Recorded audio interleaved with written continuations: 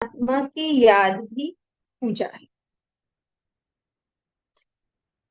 तो परमात्मा की याद की क्या है, ये मानसिक पूजा है। मन ही मन में उसकी याद बनी रहे, चलती रहे, ये मानसिक पूजा का रूप है। जिस तरह से फल्गु नदी है, वो भीतर ही भीतर बहती रहती है, ऊपर दिखाई नहीं देती कि नदी बह रही, लेकिन नदी है।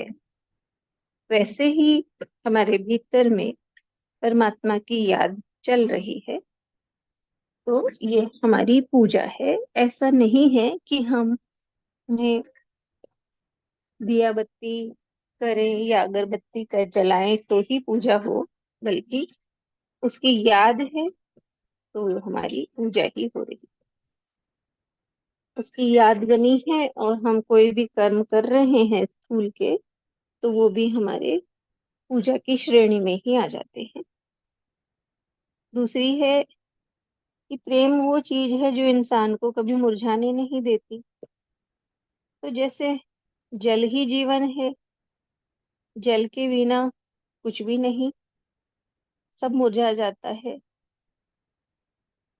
प्रकृति प्राणी सब। वैसे ही प्रेम भी मनुष्य का जीवन ही है।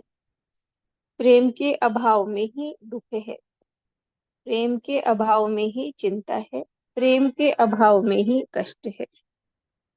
तो प्रेम, जिसे भी, जिसको भी प्रेम मिलता है, वो इंसान प्रेम पाकर खिल जाता है।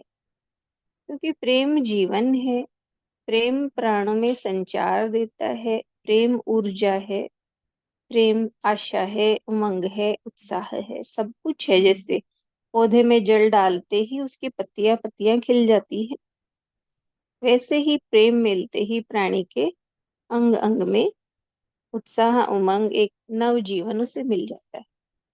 इसलिए प्रेम है, वो इंसान को कभी मुरझाने नहीं देता और नफरत कभी खिलने नहीं देती। तो नफरत नेगेटिव एनर्जी है।